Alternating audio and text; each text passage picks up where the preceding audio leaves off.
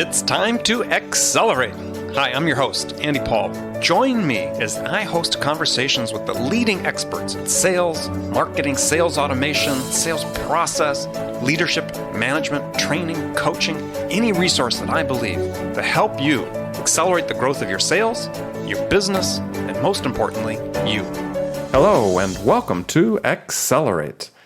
Joining me today is Bill Johnson, founder and CEO of Salesvue, a sales enablement platform that, if I can quote the website, uses automation and process sophistication to accelerate those critical activities that create and support revenue. So, Bill Johnson, welcome to Accelerate.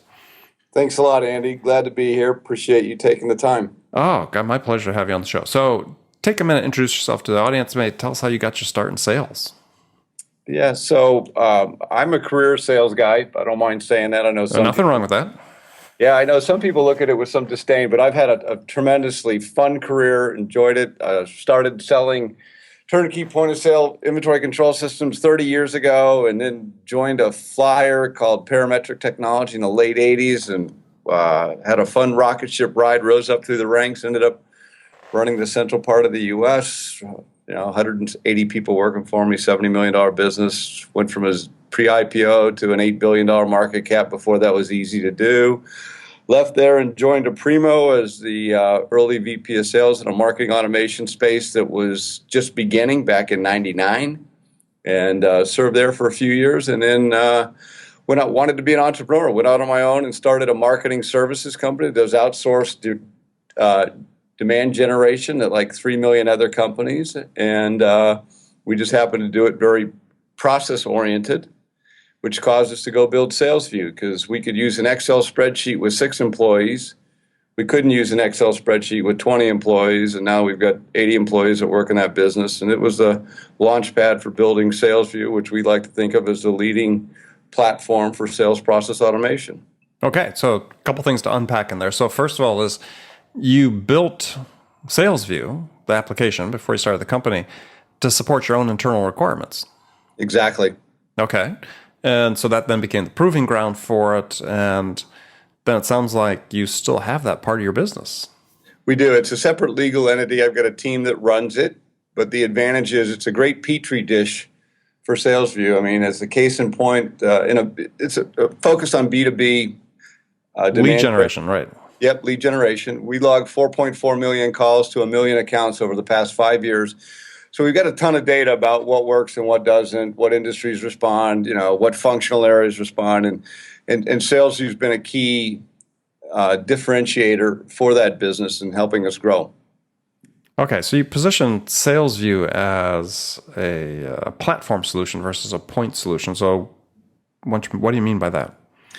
Yeah, so the original product built for lead gen was a pure prospecting automation play, kind of similar to what SalesLoft is bringing to market with their Cadence product and what Inside Sales provides with their telephony-based solution. It helped make it easier for a rep to prospect, and we were very focused in terms of 6 calls, 2 emails. We put a cadence together, and it focused on the prospecting effort. 3 years ago, we made a pivot and decided to rewrite that whole application inside of the Salesforce.com ecosystem, and now we look at the whole sales cycle from prospecting to demo to opportunity management to new client onboarding to contract renewal.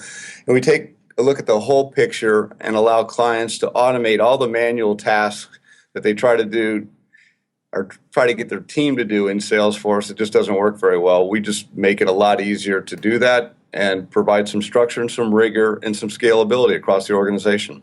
So what are some of these tasks that you automate? Those are the standard tasks. So at the prospecting phase, it's about, calls and emails. I got to reach out and touch somebody because we do know that, from 4.4 million calls against 1 million accounts, the average person doesn't pick up the phone on the first dial. As a matter of fact, the average connect rate in a B2B environment today is about 8% of the time. So that says 92% of the time, you got to leave a voicemail, you hang up, and you try to call back another time. And, there's all kinds of statistics out there that say the average rep quits after 1.5 or 2 attempts because they assume somebody's not interested. What we know is people are busy. If you or I responded to every voicemail that was left, we'd never get our day job done. And so what we do is we provide a platform at the prospecting stage that says, hey, 6 calls, 2 emails. Now we get somebody interested, and they go to a demo or a discovery call or a site survey, depending upon what your call to action is. Well, I just want to step back for a second.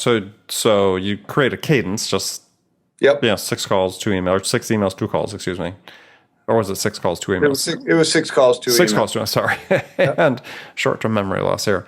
And so, how's that different from, let's say, the other products that are out there than supporting similar cadence type development?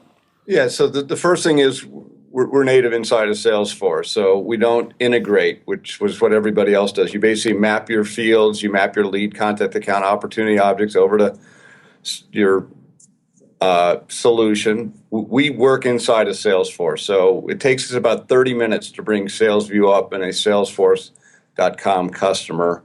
And then because we've got a 12-year history of doing this as an outsourced B2B provider, we actually provide 6 of the best B2B prospecting plans as a best practice. Not that it's going to work for everybody, but the idea is let's get them to the 80th percentile better, faster, quicker. Because right now, if you're not using any sort of a tool, it's the wild, wild west. Everybody is doing things on their own. Mm-hmm. If I get 10 reps, I got 10 ways of doing it. I could have one rep who just does nothing but send emails. I could have another rep who, trolls LinkedIn trying to find somebody and may make 10 dials a day. And you may have somebody who's killing it, making 100 dials a day and moving it along. And there's no rhyme or reason. Yeah, or vice versa, right? So, yeah, I was gonna say sometimes you may find people, making 10 outreaches a day that are doing better than those making 100. So, right. And so anyhow, so what we do is we try to leverage what we've learned over the past 12 years as a B2B provider of demand generation services. But then the next phase is, as in my sales management career, Andy Paul schedules a meeting with Merrill Lynch. First thing I want to know is, hey, Andy, how'd that meeting go? I wasn't there to join you. How'd it go? And so I'll send you an email and you'll say, oh, it went well. But now that works well when I've got one sales rep named Andy Paul. What happens when I've got 10 sales reps and they've each got 3 meetings that day? So there's 30 meetings. What we allow you to do is when we schedule a meeting, it goes to a meeting stage of the sales cycle automatically from a workflow standpoint. Rep just says, I schedule a meeting. The contact automatically moves to a meeting state. And now I give the rep a set of campaign configurable, customer configurable buckets to put that meeting outcome in. So it went well. We're going to forecast it. It was rescheduled. Got a follow-on meeting. Need to talk to some other people. Have a second demo. Whatever. But now I still can leave notes. The problem is it's hard to report on notes. I can now report on the outcome. So I've gone from prospecting to meeting, and I'm now reporting on the outcome of a meeting.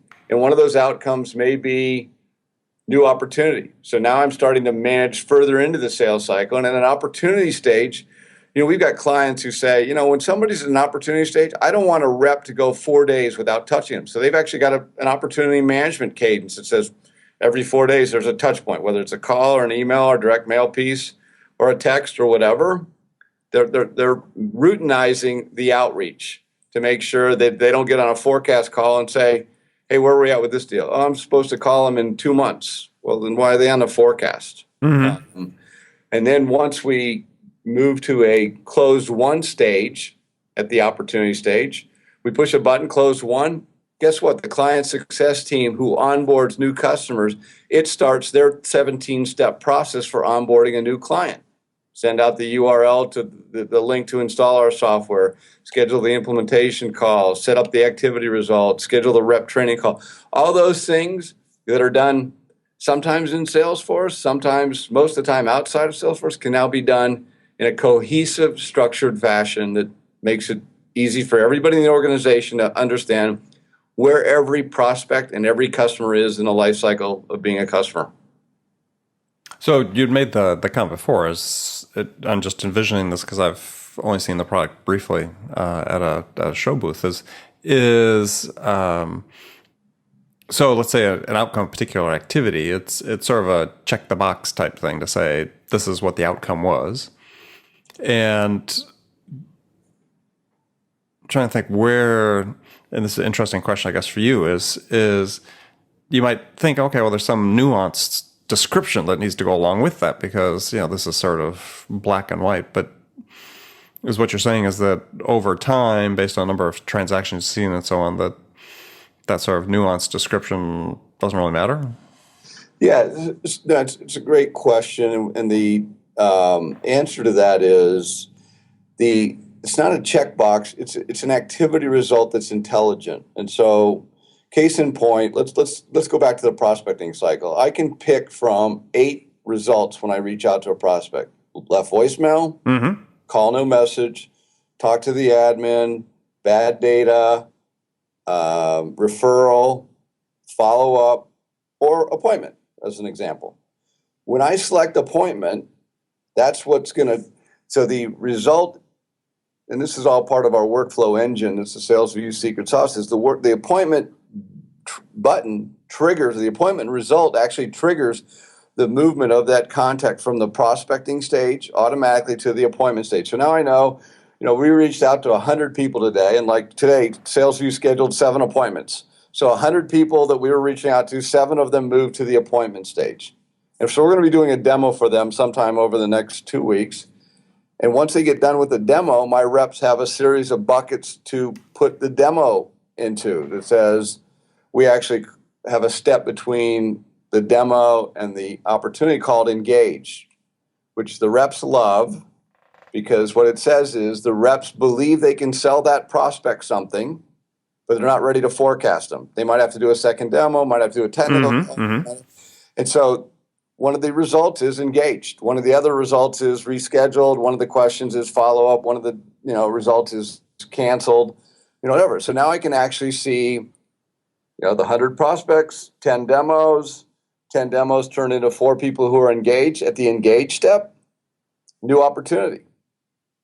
And is one of the results. And that forces the rep to now, they got to forecast it. When they select new opportunity, they're saying, I'm going to sell something to this person, or I'm going to sell something to this account.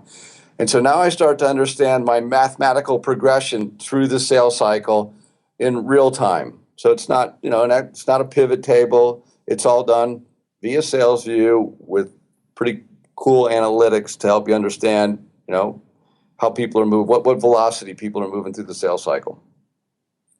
And so then if at some point, though, and this is just back to the original question, is you might want the rep to put in a little more detail, though, about, let's say one of the outcomes was they had a conversation with the prospect.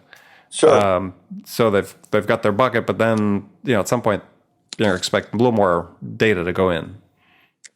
And so the bucket is just for reporting purposes. Just for reporting, okay. Look it up. It's the high level view. So 100 meetings this quarter or this month. What was the outcome? And then I can drill in. You're still leaving notes. The problem is, if I've got 25 reps and 25 reps leaving 5 notes a day, that's 125 notes times 5 days a week, 625 notes to go through and review, or call recordings. And I'm trying to look at the macro view if I'm that first line or second line manager to say, okay, what's the outcome? What's the mathematical average? If Bill Johnson has 10 meetings, how many of them move to an engaged step? If Andy Paul has 10 meetings, how many move to an engaged step? And are they about the same? Because if there's differences, I want to understand, what the differences are. And then it goes all the way through to the closed one sort of scenario.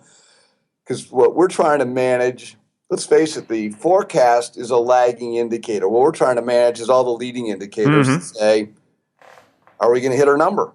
Do I have a problem with a rep? Do I have a rock star that I need to think about promoting because he's cracked the code? And if so, how's he doing it? Yeah, no, I get that. So, yeah, your manager could actually use the reporting to tell them which ones to drill down on, or yes. Should, right? Exactly. That's the point. Right. Versus trying to sift through 625 call notes. Exactly. Interesting. Okay. So you'd written this article. It's a very good blog article. You talked about using Salesforce automation to create a lean sales process. It was on your website. I liked it, and it's sort of starts with the premise that really sales leaders really don't understand their metrics. Yeah, I had this conversation with another person yesterday, and it is pretty fascinating because you you and I are a couple of dinosaurs. We go back to the days. Hey. I'm a dinosaur. I won't say that to you. Before I always tell people, I started selling stuff before Al Gore invented the internet and the caveman found fire. But the fact of the matter is, part of the reason why the parametric technology sales organization experienced so much success was from the CEO on down. Every rep understood that they needed to do 4 demos a week. If you talk to any PTC alumni, they'll tell you we had to do 4 demos a week, and we had a very structured sales process with 6 key features that we talked about in every presentation we did, and nobody deviated from it. And so the metrics were pretty simple. It was, and the math behind it was such that we knew that if a rep did 4 demos a week, we closed 25% of those customers at some point in time. Maybe not that week, maybe not that month, maybe not that quarter, but those people came around and bought our solution. And so, this idea of metrics and the approach to metrics managing your sales team, it's one of the discovery questions we ask when we show SalesVue is, what are the key metrics that you pay attention to? What key metrics do you hold your team accountable to? And when somebody says, you mean besides quota? We don't really have any. We quickly disqualify them from, a potential SalesVue customer, because if we have to go educate sales leadership on the value of metrics, we look at it that it's probably not a good fit for us. That person may not be in that role very long. But when a company says, we've got dials per day, number of meetings we're supposed to get to, number of qualified deals when they have those sort of things, it's typically a sign of a pretty well-oiled, well-run sales machine. And what we do is, by automating all the manual processes and tasks in Salesforce and making it easy, and then giving some pretty cool analytics, it makes for a good fit. It's a win-win for both of us. Yeah, so you use a manufacturing metaphor, which is not unusual in sales. You got inputs and outputs that you expect to have a certain level of output for a certain investment of input. But interestingly, not enough sales leaders, my experience, make that connection. They may even understand some of their numbers, but they don't draw the right conclusion from starting really at the top of the funnel straight through to the bottom. Is what's this investment yielding me in terms of output? Exactly, and this is the challenge in the selling environment today, because I just published a post on LinkedIn a couple days ago talking about what I call vanity metrics. And you and I met at the American Association of Inside Sales Leadership Conference in Chicago. Great event. And a couple of the keynotes were done by what I would consider quasi competitors of SalesVue, and in both cases, companies. They both talked about the best time of day to call a prospect. And I call that a vanity metric. It sounds good. How about daylight? Thursday at 9 a.m. Hey, guess what? Thursday at 9 a.m. is the best time to call somebody, or Tuesday at 4 p.m. Well, the last time I looked, my guys are working 50 hours a week. I don't know what I do with that data. I mean, Thursday at 9 a.m. And the funny was, one of them put up a graphic that showed the connect rate increased from 12% to 13%. So it increased 8%. But you're still going to 88 to 87%, you're not reaching them, And so I don't know that I'm going to structure my day around 9 a.m. on Thursday being the best time to call, because, I still got a 1 in 12 chance of reaching the end user. And so to me, as a provider of solutions, and as a guy who really likes the sales profession, I want to have actionable, accountable metrics that we can use and we can share and we can manage our business by. If I see, coming back to some of the earlier discussions, if I see a rep who's not picking up the phone and not, sending any emails, not doing any activity, that's pretty easy to manage, and you hire a new rep and you say, hey, I'm expecting X number of dials per day and X number of emails, boom, pretty simple. But now I start to understand what's it like to say, what's the conversation rate? And we're promoting this concept called the math of sales, which our customers are really buying into in a big way. And it's this concept of, reps do activities. They have conversations. The goal of those conversations is to convert a customer into somebody who's interested and raises their hand. And whether it's a new prospect or a cross-sell, upsell candidate, it's somebody who's raised their hand. And those are pretty easily defined metrics. What we do is we take and analyze what's it take to gain one conversion. How many activities, how many conversations to gain one conversion? We've got some wonderful examples, good and bad, at SalesVue. We purchased a list that was bad, and it was over 1,000 activities and over 100 conversations to gain one conversion. Our corporate average right now is 40 activities for 4 conversations for one conversion. So this purchase list was 40 times worse. It was 40 times worse. That's actionable information. We got our money back from the vendor. It was a horrible list. But as I look at various trade shows, and you and I were talking about the value of some various trade shows out there and events, does it make sense to go spend that kind of money there? What's the return on investment? What's the math of sales for that event versus some other events I can invest in? The AAISP event, wonderful math of sales. Great opportunity for SalesVue. Right. So this math of sales, sort of based, I believe, on Vern Harnish's like cash conversion cycle, right? I mean, how long does it take a dollar of investment to work through your process and come back in the form of revenue and profit? Which it seems like there's another aspect of that, though, that I want to explore with you here. Is that,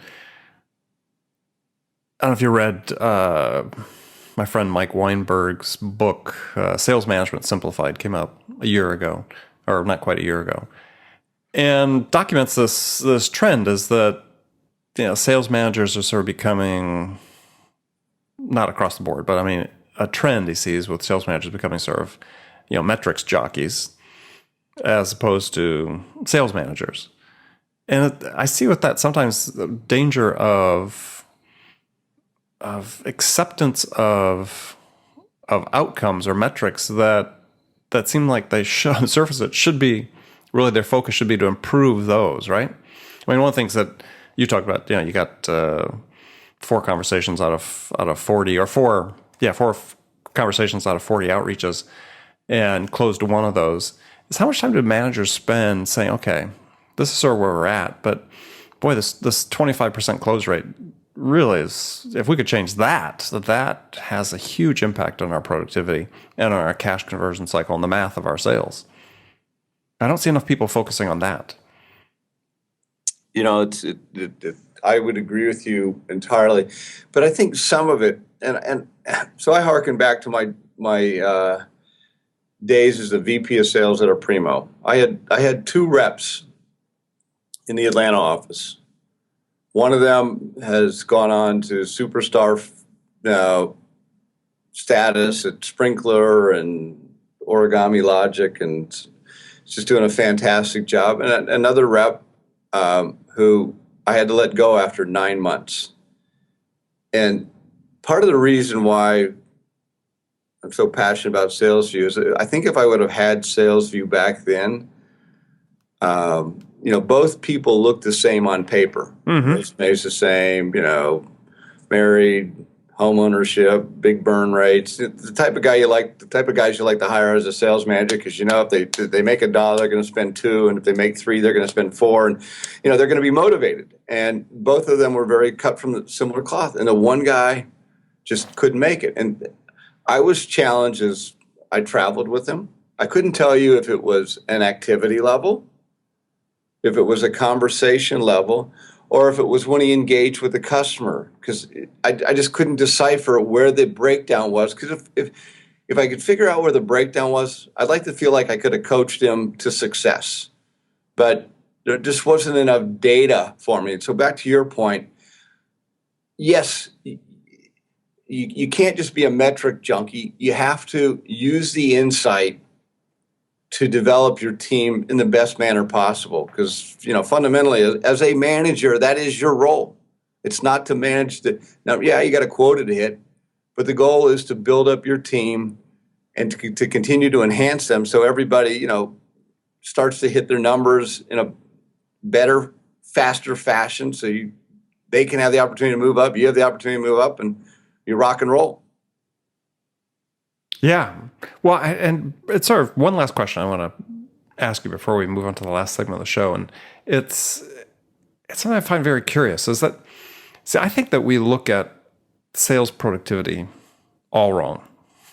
And so, productivity as it's typically defined in economic senses is a unit of output produced by a unit of input. And so we know, for instance, economically, how many dollars are produced through one average labor hour and so on. Yet we never seem to have this idea about how much revenue we're producing per unit of time. That's a great point. In sales. Yep. And so I harken back to earlier in my career, I worked in an environment where had a defense component to it. So we had to track, even on our commercial side, we had to track everybody's time, including my sales reps. And so I knew by prospect how much time they're spending and how much time we were investing in terms of our sales hours to bring a deal from initial point of interest to close. And so I'm just curious, because you've obviously thought about this deeply and a lot, is why aren't we looking at sales that way? I mean, you're talking about automatically capturing information, right? Yep. To me, that time element is the one that we should be capturing, because that ultimately is productivity. I mean, at the end of the day, it's how much revenue can you produce per hour of sales investment that dictates the top end of your productivity capability. That's a fascinating question, fascinating point. I wish I had an answer for you. I don't. I think part of the challenge is, there's still a fair amount of sales management who just looks at the numbers and says, hey, as long as these guys are hitting their quote, I don't really care how they get there. Yeah, right. Exactly. And I think that's going to change over time, but you still got that's the inherent problem, is because I agree with you. We talk about the fact that if any other functional area in a business, in a manufacturing business, in a healthcare business, in a retail business, operated the way the sales function did, every one of those companies would be out of business. Oh, of course. And part of the problem really is that we spend a disproportionate amount of our focus, especially more so now with the movement toward inside sales, focused on quantity of activities at the top of the funnel, as opposed to saying, well, that's great. We want to have that focus. But once we have a prospect that's identified and qualified, what are we doing to really help that prospect make a decision more quickly with less investment of their time and less investment of our time? You're right. You can think about that. You'll have your back. We'll talk about it some more. Got some standard questions now we're going to ask all my guests. The first one is a hypothetical scenario. In the scenario, you, Bill, have just been hired as a new VP of sales at a company whose sales have sort of stalled out. And CEO and the board are anxious for you to start putting in place the processes to get that turned around. So question is, what two things could you do your first week on the job that could have the biggest impact? I think the first thing I'm going to do is, and I've done this in the past, is sit down with every rep one-on-one and say, what's our value proposition? What's the elevator pitch? You got 30 seconds to tell me what it is we do. Because inevitably, if I talk to 10 reps and I get 10 different messages, that's the inherent problem. And if I talk to 10 reps and it's a feature-based statement, there's no value associated with the discussion.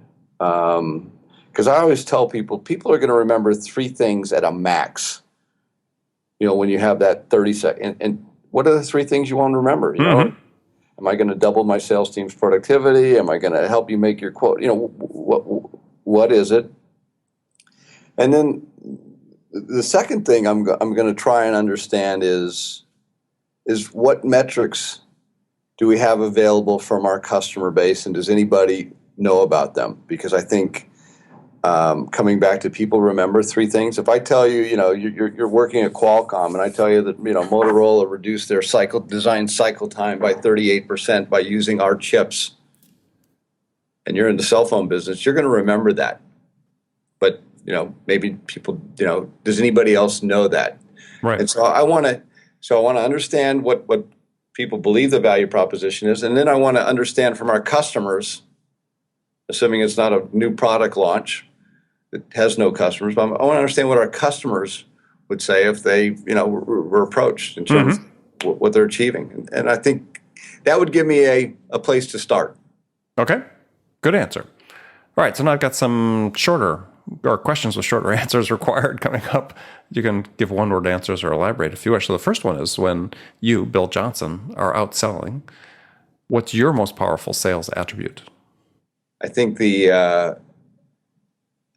understanding of the first point, I understand the value proposition, and being able to listen to a customer in terms of what their points of pain are, what they're challenged with, and being able to convey my message back to them in such a manner that they get that we can help them.